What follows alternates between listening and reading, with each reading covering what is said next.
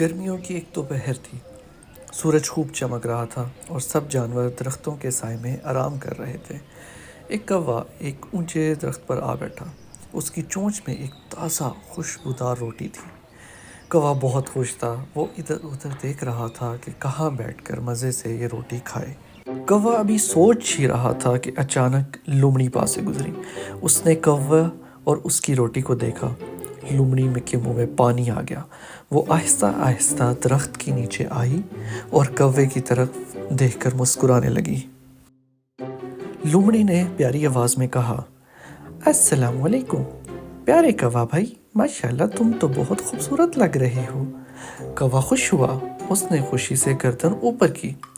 لومڑی نے کہا، میں نے سنا ہے کہ تمہاری آواز سب سے بھاری ہے، ذرا مجھے بھی تو سناؤ اپنا خوبصورت گیت۔ کوا یہ سن کر خوشی سے پھول گیا۔ اس نے آنکھیں بند کی اور زور سے بول اٹھا، کائیں کائیں۔ جیسے ہی اس نے منہ کھولا، روٹی نیچے گر گئی۔ روٹی زمین پہ گری اور لومڑی نے فوراً لپک کر اٹھا لی۔ وہ ہنستی ہوئی بولی، شکریہ کوا بھائی، بہت خوب گایا، اور وہ تیز تیز قدموں سے جنگل کی طرف بھاگ گئی۔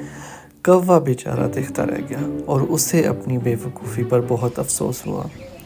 کوا نیچے دیکھنے لگا اور سوچنے لگا، کاش میں چاپلوسی میں نہ آتا۔ اس نے سبق سیکھ لیا کہ ہر تعریف سچی نہیں ہوتی۔ کہانی کا سبق، چاپلوسی پر کبھی یقین نہ کرو۔ اگر آپ ایسی ہی کہانیاں سننا چاہتے ہیں تو لائک کریں اور سبسکرائب کریں۔ اللہ حافظ۔